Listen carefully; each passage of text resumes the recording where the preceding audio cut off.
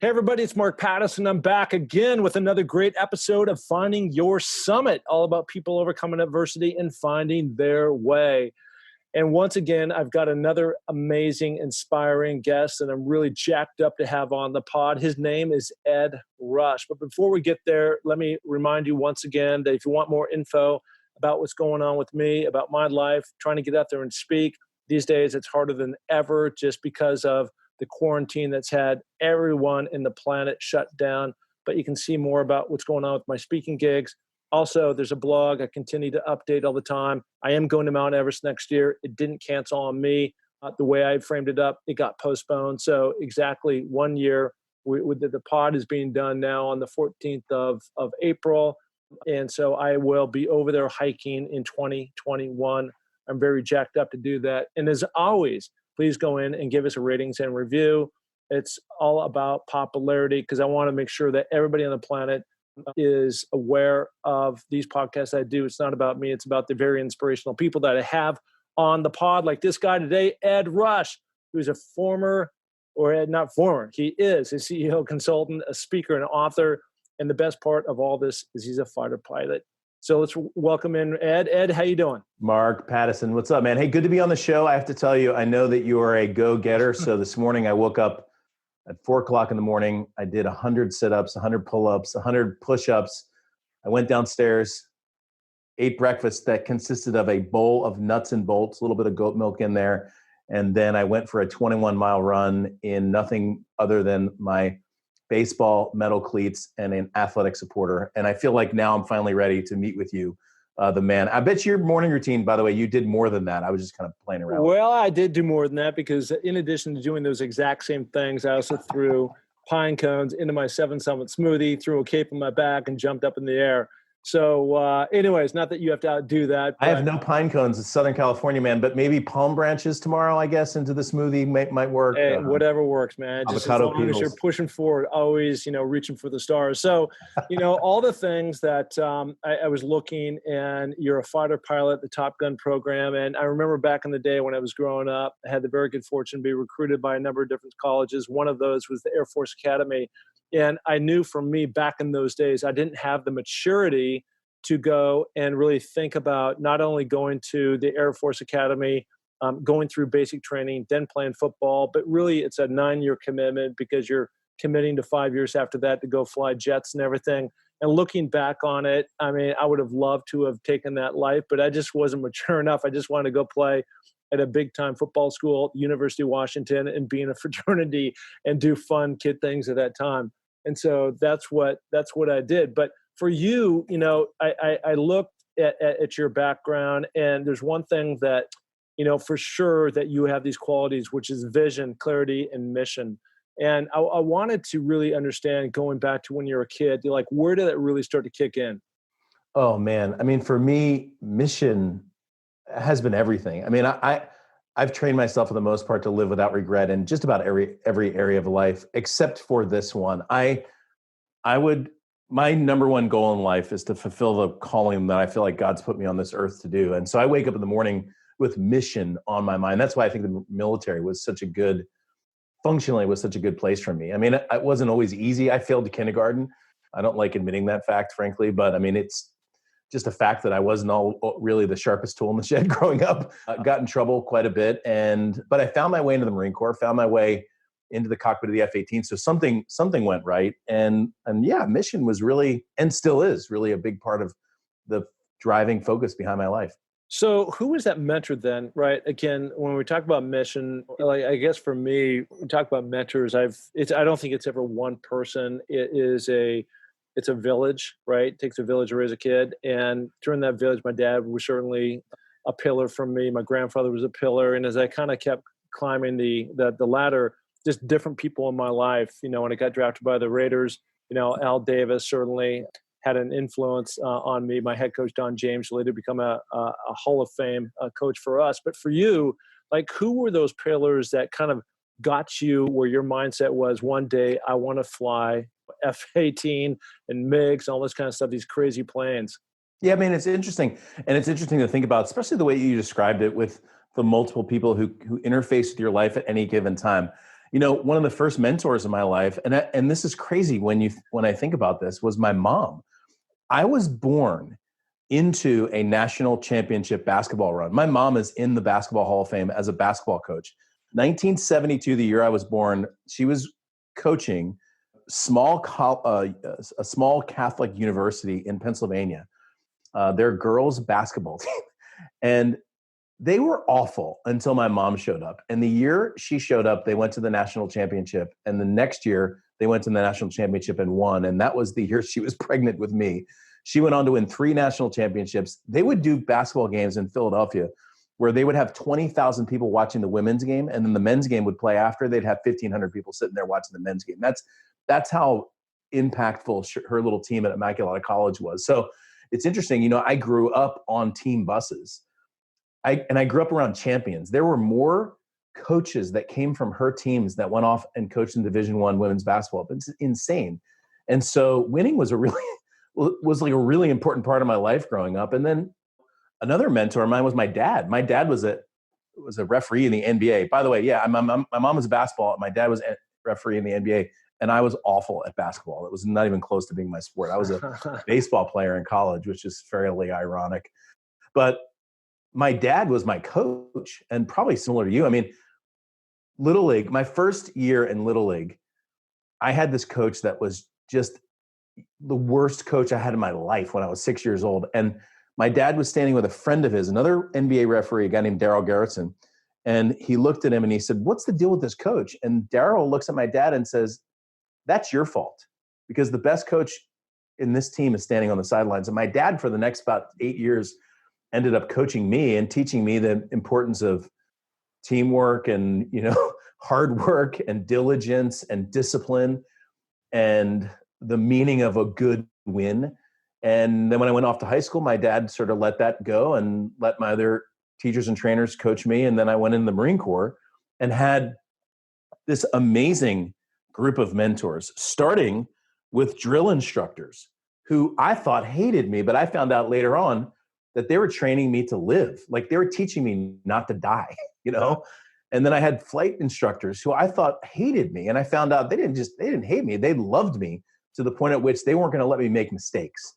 And really all those things put together to turn me into a good human being and a good dad and a good husband and a good pilot, and a good speaker. And it was that tribe or that team of people that still are there to this day for me, who I rely on for great ideas and good motivation.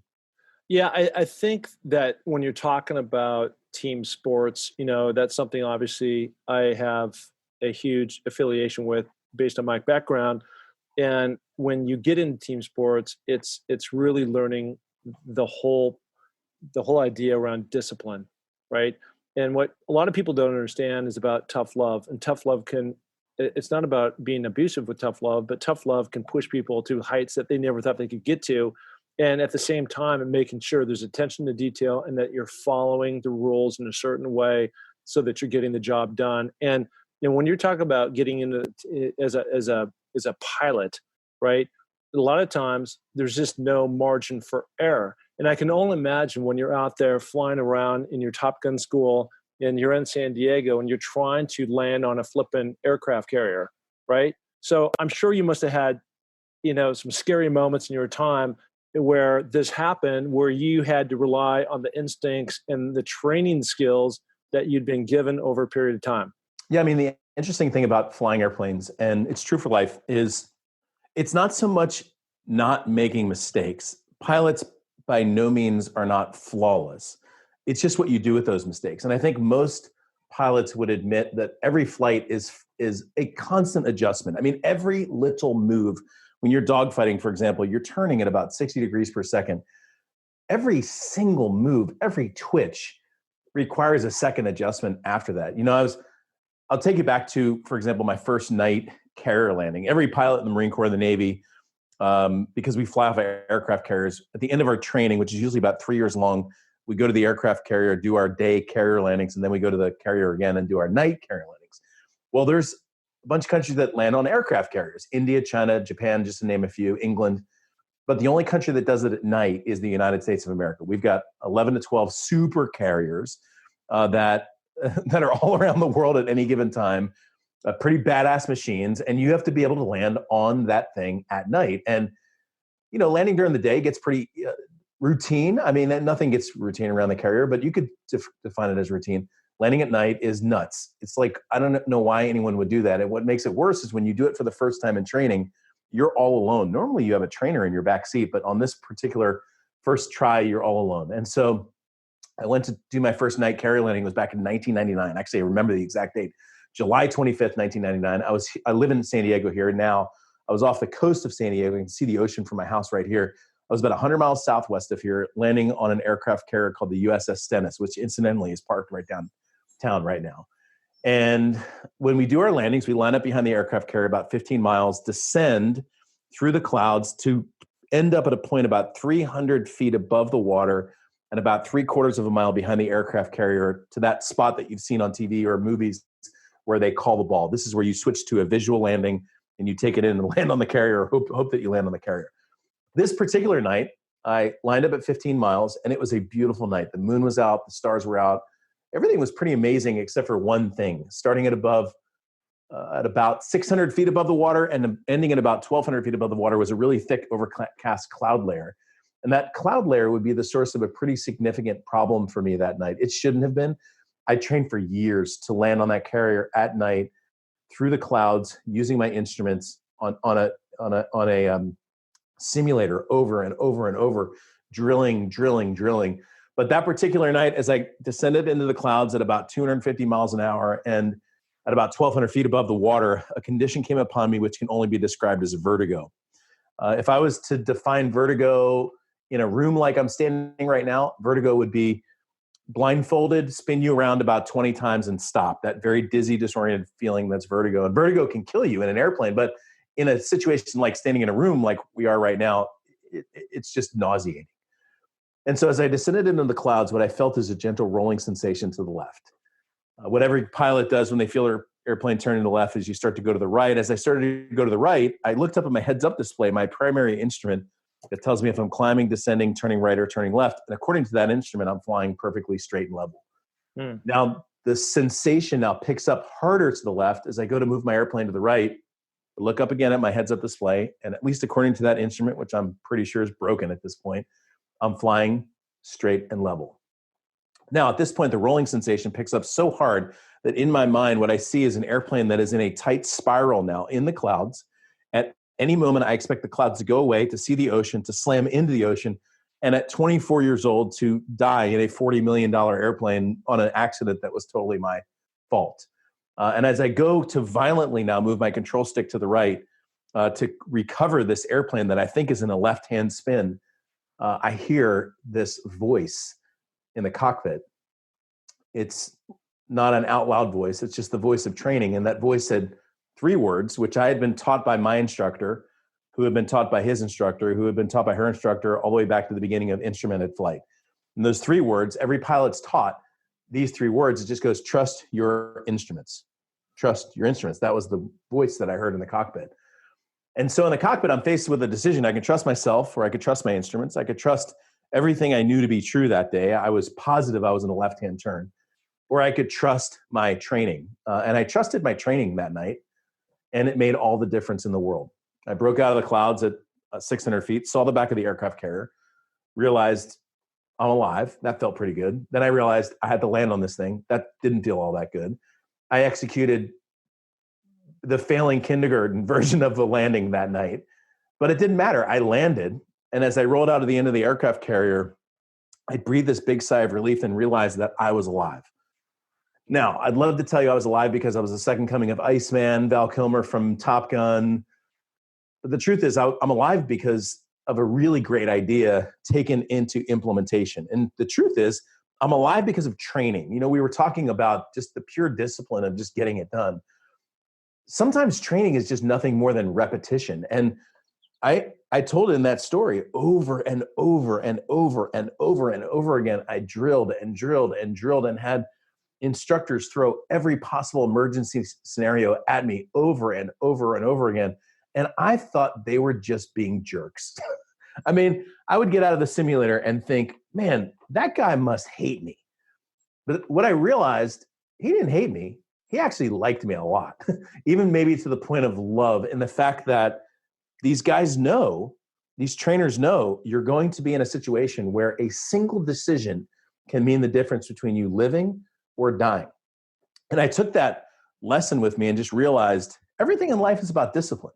The way you live, the way your body works and looks, the way that you do your day, the way that your business operates, the way that people interface with you, the way that you do your work with your clients, the way that you write books and speak, and everything comes down to that and how you're projecting yourself. And the fact is, we live in a culture that's lost that a little bit because we're technologically very comfortable, but then every once in a while something comes along, like you and I are stuck in our houses right now with coronavirus. Every once in a while something comes up and shakes that up, and it's the disciplined, trained folks who come and rise to the surface all over again.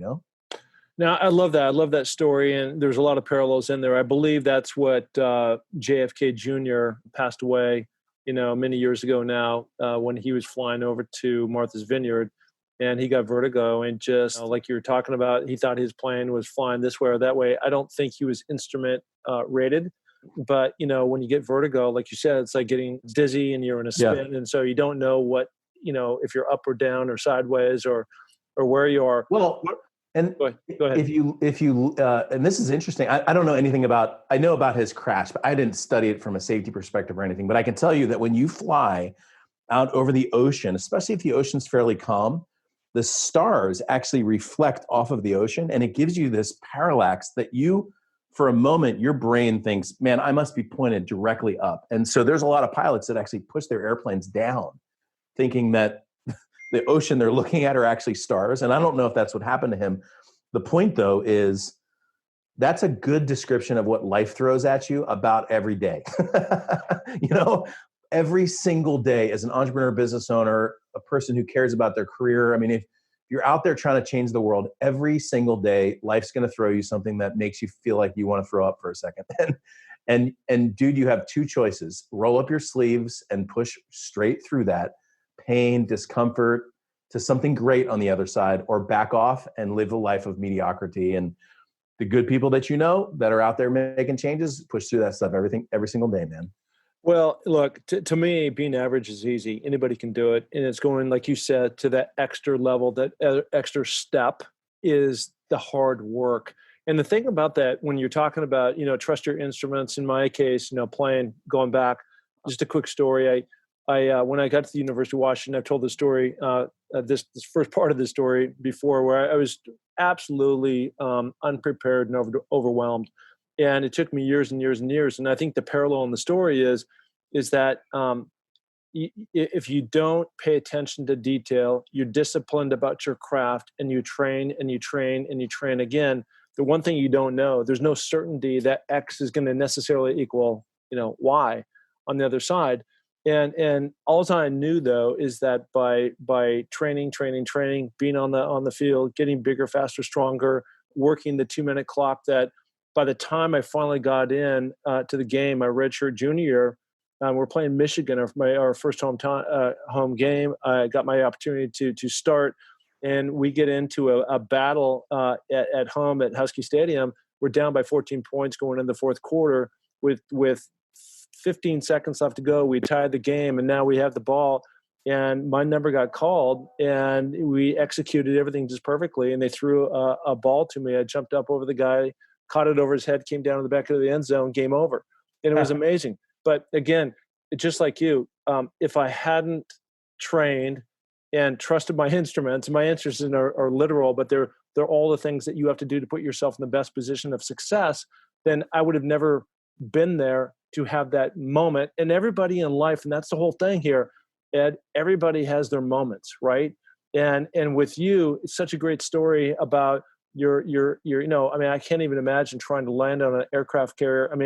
Like, I'll take the day anytime, let alone the night. And then you had this, you throw this variable of having a cloud layer that's right off the ground, basically covering the aircraft carrier. And so you're literally flying in the closet. And now you have to figure out how, and without you trusting your instrument and going through the process and being disciplined and not going out and trying to come up with some whole new thing, you saved your life. For me, it wasn't life and death, but it was just in terms of parallel. And metaphorically speaking, it was the same exact idea and thought process that got you to the other side. And I think that's the thought process on so many people, especially during this quarantine period, where there's an opportunity to learn. And that the hard thing is that we're stuck at home every day. We're being quarantined, and you feel like there's only so much you can do. But in fact, there's a lot you can do. Yeah, I mean, people right now, the entire world is going into one of two directions. Either it's Netflix and chill, drink a lot and get out of shape, or flat out get better. And, it's interesting. I was thinking about your story, the football story, because I was a Division I athlete, played baseball. I mean, I was an athlete my whole life based on just my birth, really. And I was just thinking through some of the athletic moments, and then I was comparing them as you were talking to some of the military moments. Some of the best growth happens when you're flat out terrified. And I can remember there was always this first practice in every football team I was ever on, which you're not a stranger to, but you know how you wear T-shirts for basically like 3 days, and then the first day you wear pads. Yeah. You just start crushing each other. And I remember when I was a freshman in high school, showed up there's all these seniors there, and I'm like, you got to be kidding me. I'm going to like smash into these guys. But pushing through that terror is what made you catch that ball in that big game. It was, people think, oh man, you must feel a lot of pressure when you're out there on the big stage. No, you don't feel the pressure when you're on the big stage. You feel the pressure when you're getting your nose slammed by a guy that weighs 100 pounds more than you in the first practice. That's right. And really, it's interesting back in the military. I mean, I think about that. The things that happen in the first week of boot camp form the rest of the decisions that you make. The things that happen in the first week of flight training. Because when you're so uncomfortable and when life is just turned completely upside down, it's when all that change happens that just makes the foundation. I mean, my first day at boot camp, I will never forget this. The morning of my first day at boot camp, we were just doing some medical in processing. It's before they start yelling at you, basically. I was talking to this guy who was in my platoon. I just met him because we were just showed up from two different places in the world. And I remember his name is Wolonsky. We only knew each other's last name. So Wolonsky and I are sitting there. And I said, so what's the deal? What brings you here? And he goes, oh, I was actually at boot camp last summer. I was in training for 5 weeks, and then I broke my toe, and I had to come back this year. I got out processed, and then I applied to come back this year. So I stored that one away. That night, we met our drill sergeant, and then they start screaming at you. And I remember thinking, I don't know what it was. I went to boot camp between my junior and senior year in college during that summer. And I remember thinking, what the hell did you just do? Like, why did you, I couldn't even remember. Why did I want to be in the Marine Corps? Yeah. And I'm getting yelled at, and we're trying to clean things, and stuff's flying all over the place. And they purposely make it very stressful, as you can imagine. And I remember I ran into the bathroom because I needed to get something. And I was in these little flip-flops that you wear, little shower shoes. And as I ran into the bathroom to get something, I looked at the wall, and I looked at my toe, and then I looked at the wall again, and I thought, you know what? If I kick this wall as hard as I can right now, I can break my toe. And if I break my toe, I can get out of boot camp. And if I get out of boot camp, I can have my summer. Shoot, 3 days from now, I'll be sitting on the beach with my boys drinking natural light. Yep. And I stood there and looked at that wall. Now, in real life, it was probably about 4 seconds, but in my memory, it was about 5 minutes. And then I just paused for a moment. And I said, you know what? I could break my toe anytime I want to, but what I can't do is find out what happens in day 2 at Marine Corps boot camp. Yeah. So I decided I'm going to break my toe the next night. Next night, I'm standing there in front of the wall. Man, I could break my toe tonight, but I don't know what's going to happen. I can't find out what's happening in day 3. And I probably did that for about 7 straight nights. And then I never thought about breaking my toe ever again. Ended up graduating first in my platoon, going on to be a pilot, going on to fly in combat, have all this incredible career. And it comes back to the wall, And so it's those moments. So as you're listening to this show with Mark and I, you have to remember, we live in a culture right now that prioritizes comfort over almost anything. And that prioritization of comfort has killed cultures off the face of the earth. It's the pressure, it's the squeezing that makes you great. And so if you're feeling uncomfortable and you're not sure where your money's going to come through from, or you're not sure where your next client's going to be, or you're trying to figure out how to be a speaker or an author, or you're trying to figure out how to build a business or raise a team or start a company or get a new job, well, welcome to the real world, man, because this is awesome. The more discomfort you're feeling right now, the bigger the win's going to be on the other side, you know? Stepping into the fear, right? We talked about this last week on your pod, and it was a lot of fun. And it's actually, if you're trying to figure out what to step into, start really by trying to figure out what you are most uncomfortable with. And then that is the draw that you should go to.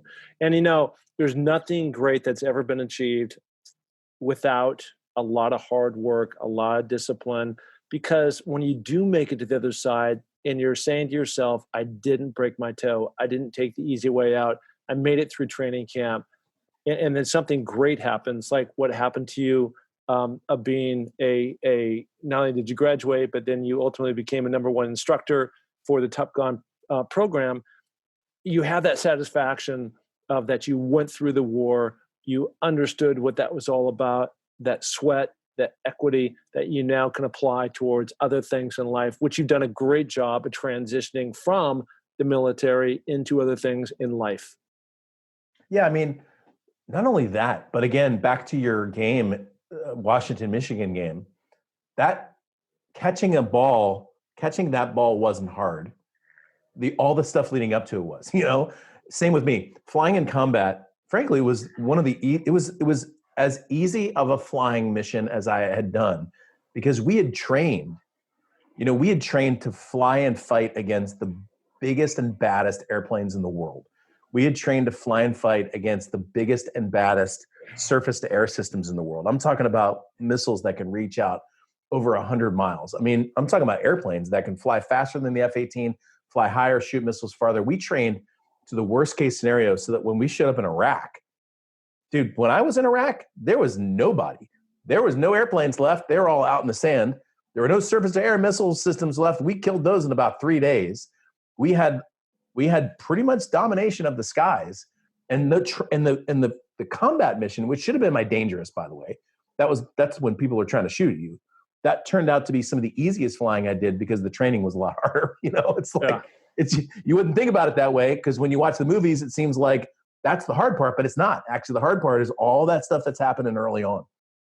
Yeah, I'm kind of thinking in my brain right now, going back to the movie Top Gun and Tom Cruise, and he graduates, and then the next thing, 24 hours later, they're out in the Indian Ocean, and this mission critical combat is required. And again, it's like all things. It's just your best is required when those situations come up, and then you have to perform. And so I'm sure you did. You were probably super overqualified. Let's transition a little bit. So now you come out of the military, and I equate it just a little bit like when I came out of the NFL, in terms of you've been trained to do one thing your entire life. You've been doing the same thing for 11 years, from 1996 to 2002. And now you're like in this gray zone of like, what do I do? Like, where do I go? And I think, and we'll get into this, but some of the discipline that you learned through your years prior being in the military, of discipline, of vision, of clarity, of mission, all those things that we talked about earlier, have to now start to kick in. How did you make that transition? So in the biggest ironical fashion in the world, most fighter pilots end up flying for the airlines. It's easily one of the strangest transitions I could imagine. You have these guys and gals who are tip of the spear, trained at the super high level, massive reactions, incredible discipline and training, and then they go off and basically fly a bus for the next 20 years. Yep. And I don't mean to be disparaging about that, but I'll just tell you, a lot of thanks goes to my wife. I was sitting on the couch. I was getting out of the Marine Corps back in 2006, and I was sitting on the couch, and I had already put in applications for UPS and FedEx, and some other airlines were on the way to try to get an airline job, because that's basically what everybody did. And in the middle of a movie my wife and I were watching, she stops the movie and she looks at me and she goes, "Is this really what you want to do?" And I had actually never thought about that question until she asked me, and I go, "Actually, no, I don't even know why am I, I mean, I'm not kidding you. It was that quick that I realized that's not what I want to do." And so at this point, I was trying to figure out like what was I going to do? So I tried looking at potentially being a professional speaker. And I didn't do that at first, but I ended up doing it later on, which we can talk a little bit about. But what I ended up doing was, on a whim, I wrote a book called Future Ace. And the book was about how to be a pilot. It was for kids who were 18 to 25 years old who wanted to learn how to be a pilot and go into the military. And all I did was write the book as though I was sitting next to somebody and just giving him or her all of my advice. I put that book online. It was after I was still in the military. After a trip to Japan, I put that book online. My first copy, I'll never forget this. I sold it for $14. I thought I'd just made $1 million. It felt that good. And I'm like, we're going out to dinner, babes. Got this book sold for like $14. And that little book ended up becoming a business that grew within about a year and a half into a 6-figure online business. I had no idea that you could take information and put it on the internet and offer it at a reasonable price. And I mean, at one point, I had over 300 people in a $30 a month online membership where I was just teaching and training these folks to go into the military. That was my first foray into business. In the midst of that, I learned about teams. I learned about mentors again. I learned about how to communicate effectively. I mean, if you want somebody to invest in something, you have to be able to speak in a way that affects them and shows them that you can help change their lives, And so I did that. Right after that, my dad, the basketball referee, I sat down with my dad. I said, look, you and I need to do this program for basketball referees. He and I started this program called Court Club, which still exists to this very day. We have over 700 people in a monthly membership, same kind of deal, $30 a month. And so it was so cool because I came out of the Marine Corps and I really essentially got paid to learn how to deliver value, because fundamentally businesses do two things really well. A great business solves problems and delivers value over and against what someone pays you. So if somebody pays you $100, you need to deliver them $200 worth of value. Somebody pays you $50,000, you need to deliver them $100,000 worth of value over and against what someone pays you. And really what I did was learn. The first few years, I just got to learn, hey, here's how you communicate effectively, and here's how you deliver great value.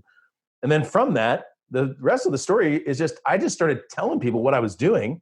People started hiring me to come into their companies and help them. And 440 one-on-one consulting clients later, I'm still helping businesses. Really, fundamentally, that's what I do with almost all of my time. I speak and help businesses. Those other companies I just mentioned still happen behind the scenes, but that's the real interesting growth. And it all started with that first fundamental principle, which is understanding what is the problem to solve and how to over-deliver.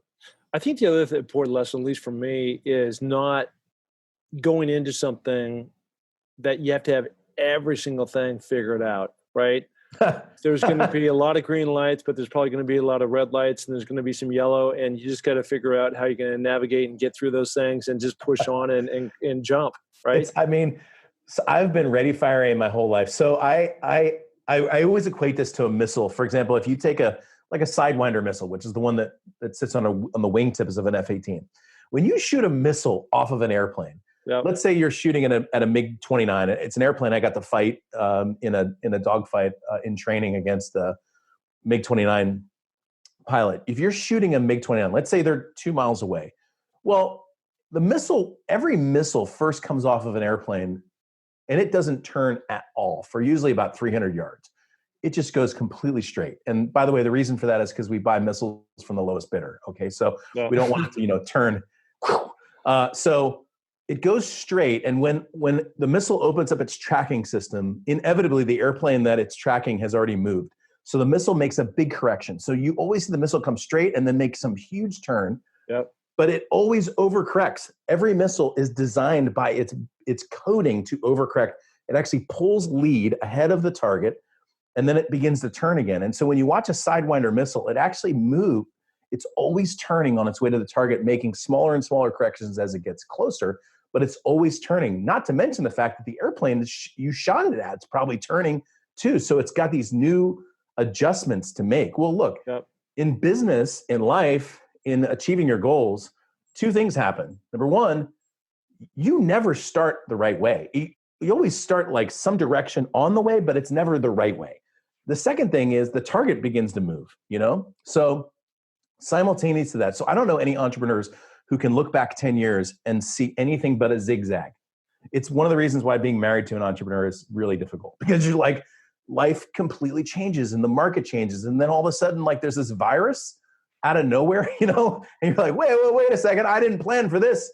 And so things change and you're constantly making all of these adjustments. And so that first business, what I learned fundamentally, and this is a business tip, but I'm going to make a bigger tip about it. What I fundamentally learned is I was constantly making adjustments to my message, to my market. I was always tweaking the way that I was communicating things.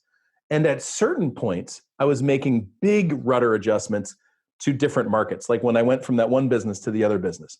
Well, in life, it's basically the exact same thing. You're constantly making these little tiny adjustments and these little tweaks. And so when we talk about discipline, sometimes people think when we talk about discipline that we're saying you do the same thing every day, basically your whole life. That's not even close to being true. Like if you're training, I don't know anything barely about mountain climbing, Mark, but I know you do. Like when you're training, I guarantee you it's not the same. You're adding and you're adjusting and you're working on some new skills and you're upgrading to something. That's what you're continually doing. And yeah, as fighter pilots, we're doing that, constantly adjusting. As entrepreneurs, we're doing that, constantly adjusting. As athletes, constantly adjusting. That's life, man. It's just a constant, never-ending adjustment. And the moment you have it figured out, some virus comes across the ocean from China and changes everything. Got to figure out how, yeah, I mean, that's called a pivot, right? And we were having this conversation earlier today with another conference call that I was on, and we were talking about, think about some of the companies that have had to pivot that didn't survive. So we were talking about Uber has basically replaced the taxi business, right? A push of a button. We're talking about Kodak which has now completely disappeared, has been overtaken by smartphones, right? Because everybody has a camera and you can print on your own printer. You don't need to take it in, and Kodak doesn't need to develop, but they didn't pivot, right? We're talking about Sports Illustrated, who I work for, the way it used to be, non-digital, all paper, but the newspaper business is crashing. And so we came in with our digital team, and we've done a complete pivot with that company and taken it in a whole new direction. So you were talking about market conditions before with CEOs, and then you transitioned a little bit about the mountains. And so I'd call those mountain conditions, right? Because one day, whenever I go up, I get abused about this all the time. I'm always carrying a backpack. And in that backpack, it's got all the things I never think are going to happen. It's a hot day, but I've got a down jacket. I've got extra water. I've got extra protein bars. I've got my gloves. I've got a variety of things that I know that I've been in so many different times when you think it's going one way and then something else happens in that exact same moment. It's the people that are prepared, which is what we're talking about right now, that survive and can get to the other side. Yeah, I mean, so in the history of cultures, let's talk about this moment that we're in right now, where we have this situation where we have a virus that's hit the whole world. Yep. Look, there's two ways to go on this one. And I mean this. And by the way, I don't mean to take away from anyone who's suffered from this at all. But I'm going to tell you, there's two ways. You can survive or you can thrive. Boom. That's it. You can hunker down and try just to survive, or you can go, you know what? This is the opportunity that I've been waiting for, and to survive or to thrive. Look, Amazon just hired 75,000 new people. That's a company that just hired 75,000 new. Look, you don't hire 75,000 new people unless you are growing. Whole Foods, which Amazon bought, exploding. Food delivery, boom, exploding. Airlines, not so much. Okay, so the point is, you can choose what side of the cash register that you want to stand on. It's totally up to you. And I will tell you that what this virus has done, nothing more than accelerated the changes that are happening in our world. So for example, the car industry right now the US car industry is on its last leg. Yep. That's not because of coronavirus. That's been happening for 5 years now. It's just coronavirus is accelerating that, right? We have a certain sectors of our banking industry that are on their last leg. That's been happening for 5 years. Coronavirus is accelerating. So accept these pressure times. Remember I was talking about boot camp. Accept these pressure times as times of massive reinvention, massive evolution, if you want to use that term, to create the kind of change and be the kind of person that you want to be. mean, you and I did this, Mark. I went as soon as this thing hit, I started live streaming every single day for 1 hour out of my studio that I'm sitting in right now. Every single day, new guest, new topic, boom, live streaming. Because fundamentally, I'm a communicator. There's no events for me to go speak at right now. So, hey, I'm going to start my own, and I've grown my list. I've grown my following. I've gotten thousands of new people on my email list, but it's all a factor of just adjust and do something new. And you go back to your question, just the live streaming thing. I had barely an idea how to do that. And you know how I figured it out? I pushed the go live button and I started talking right into this camera that I'm looking at you right now to talk through without much else. And everything else, man, I figured out along the way. So ready, fire, aim, fire, aim, fire, aim, fire, aim, fire, aim, fire, aim, and eventually you're going to hit your target. Yeah, love that. Love that. When you go out and when the markets ultimately open back up and people are social gathering, not social distancing, what's your core message when you go and you talk to audiences? Yeah, I mean, three things. Really, I work mostly with entrepreneurs, and that's who I spend about 98% of my time with. I do speak occasionally to corporations and do keynote speeches where I share some of the success principles, but 98% of the time I work with entrepreneurs. And when I work with entrepreneurs, it's three things, and fundamentally three things only. Number one, I help people grow their income. Number two, grow their impact. Number three, increase the vitality of their lifestyle. And the only reason I put those three, and they're not in any particular order, is when I ask entrepreneurs, hey, what are your goals? If they give me 10 goals, I can put all 10 in those categories, just those three: income, impact, lifestyle. Most entrepreneurs look at the middle one, really do have a desire to change the world with their message, service, product. Most entrepreneurs really, really do want to grow their income, because the fact is, if you don't have money, you wake up in the morning thinking about money. If you do have money, you wake up in the morning thinking about changing the world. And then most entrepreneurs want to build their business around their life and not the other way around. So everything that I do in my business is arced around those three things: income, impact, lifestyle. And then all of my services and products and events. I have an event to teach speakers how to communicate more effectively. I've got an event to teach consultants how to get paid well for their ideas and their time. I've got events to teach people how to write books and share their message. So all those things are around the idea of impact, income, impact, lifestyle. Rounding third base here, what's probably the single most, well, before I ask you the question, let me take a step back. And as I look at your life, you've had you had these great mentors growing up, with the exception of failing kindergarten. And then, you got into high school, and then you decided to and go into the military, and you ultimately became this rock star, fighter pilot. I'm imagining, Tom Cruise and that whole gang, and down the beach. It was exactly like that. Yeah, absolutely. You're playing volleyball every day, right? and then you transition out of that. Your wife, stops the TV and she says, "Is this really what you want to do?" And then started this whole course towards writing books. And out of the writing books became speaking and consulting with different companies. What is the one most challenging thing that you've had to encounter as you've gained these different little success bumps along the way? Me. I mean, I would say 90% of the problems and challenges I faced started right up inside my brain. I mean, it's crazy. I mean, I teach this stuff. I mean, I teach people how to dominate their thoughts, how to achieve total mind control, how to focus on things that are positive, grow their business. But 90%, Mark, it's crazy. 90% of the challenges that I've had or overcame started right in my brain. It started with a way of thinking. So let me give you an example. I've never been particularly good at leading teams. It's just not something that I like to do. I prefer to just sit at my office and work or think or write or be up on stage communicating. Teams, not a thing that I do. And so for years, I've had a revolving door of people that I've worked with who were just okay. And they were just okay because they weren't led well, frankly. It wasn't their fault. It was my fault. And so one day I realized, hey, what's this thing that you keep telling yourself about? I'm not good at teams. I mean, for years, 8 years straight, I would tell people, hey, I'm not very good with teams and not very good with teams. Well, part of the reason I wasn't very good with teams is because I kept telling myself I'm not very good at with teams. Like, what kind of talk is that? And so I literally flipped it around and I'm like, hey, I'm really good with teams. I am a good, effective leader. And so all of a sudden, I started giving people very clear instructions. I started following up with folks and holding their feet to the fire.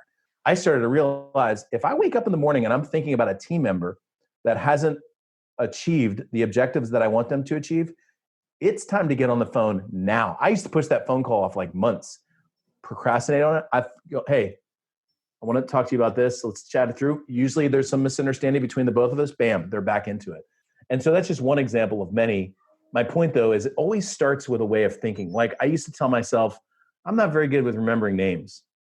And then one day I'm like, why do I have a good memory? I can remember all kinds of stuff that like I read 3 years ago and then I bring it back up in a talk. Why do I think that I'm bad? Well, I'm bad at names because I told myself I'm not very good at names. And one day I just said, I'm great at remembering names. I can remember that guy's name over there from 3 events ago, 3 years ago, you know? So my point is the biggest obstacles were self-made.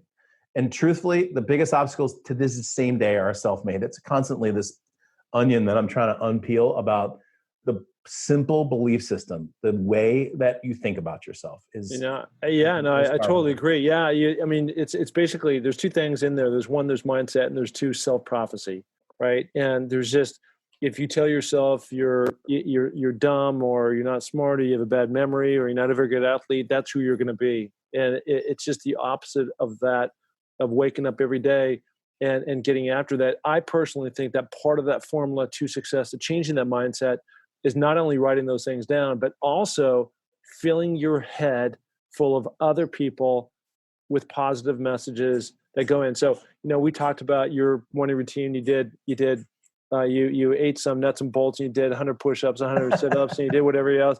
And I went through my crazy, workout this morning, and then I ran 4 miles. I came back and ate a bunch of pine cones and my 7 Summit smoothie. But when I was out on my 4-mile run, the entire time I was listening to positive messages on a podcast, and I listened to a bunch of people on the pod.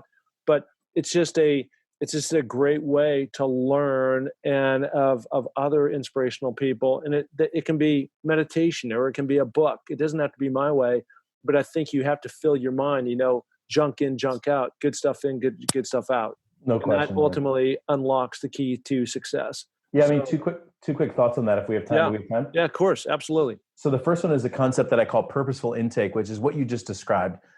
I put a lot in, but my simple rule is everything that I put in front of myself is there on purpose. That means music, for real, down to the song. That means podcasts. That means books, the kind of books that I'm reading. Yep. Even if it's a fiction book, it's chosen there on purpose. It comes down to the people that I'm in front of. So purposeful intake, you would, as a hardcore athlete, you put good things in your body. As a hardcore entrepreneur, business owner, career-minded person, you need to put good things in your brain. And so that's the first one, is purposeful intake. And then, kind of looping back, since you said coming around third, going back to mentors. I mean, just having a small handful, and I mean small, I'm talking like 2 or 3 people in your life that can speak truth to you. And here's what I mean by truth. These are people who know who you are, but they know where you're going. And they know the Ed Rush that's coming out, not the current one. So there's a guy in my life, he's in his 80s. He was a mentor to my dad. He's now a person that I consider a mentor. And I'm in the middle, a little bit about this, Mark, but I'm in the middle of trying to launch a movement right now to grow leaders in the United States to take over our government. It's nonpartisan. It's not Republican or Democrat. It's literally not a party. It's a growth of trying to get great entrepreneurial minds into places of leadership and get the stagnation out. And growing something like that is very big, and it takes a lot of effort, and you meet a lot of roadblocks, because the truth is there's a lot of obstacles along the way. And it's little things like this guy, this mentor of mine, sent me an article about Abraham Lincoln, and all he wrote at the top of it was, I see a lot of Abraham Lincoln in you, best. His name's George, best George. Boom, send me the article. And I'm telling you, that one sentence, I could go for weeks on that. So just having positive people in your life that know, not necessarily who aren't talking about you now, but are talking about the future you, the person that you're becoming, is incredibly powerful. Awesome. I love that. Where can people find you, Ed?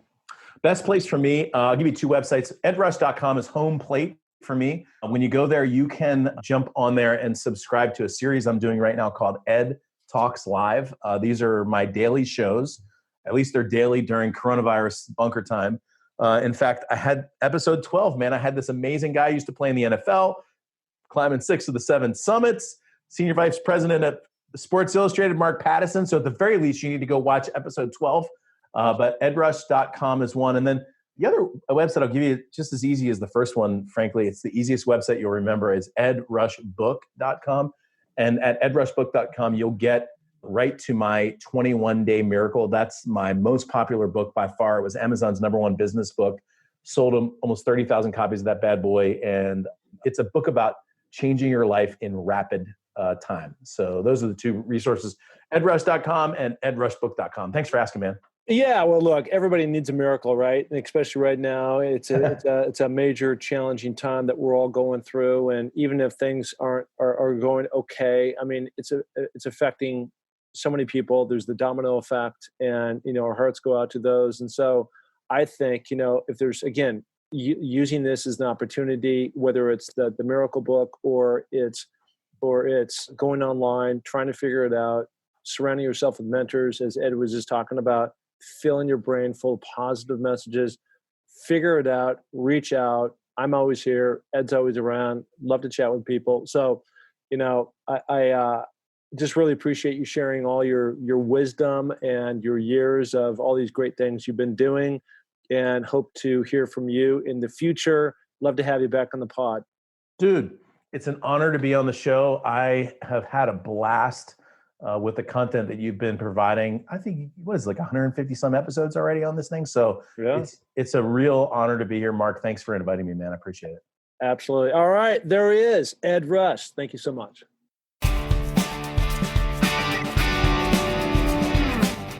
Hey, and thank you so much for listening to the Find Your Summit podcast. We are so glad to have you along for this journey.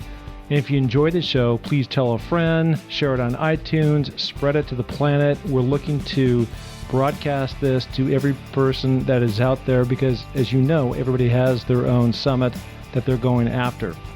Okay, if you're looking to follow my journey, you can find that through my social links on markpattisonnfl.com. That's Mark, M-A-R-K, Pattison, P-A-T-T-I-S-O-N, NFL.com. So, until the next podcast, just remember, clear eyes, full hearts, and remember, it takes a little more to make a champion, so make it happen. Thank you. Bye.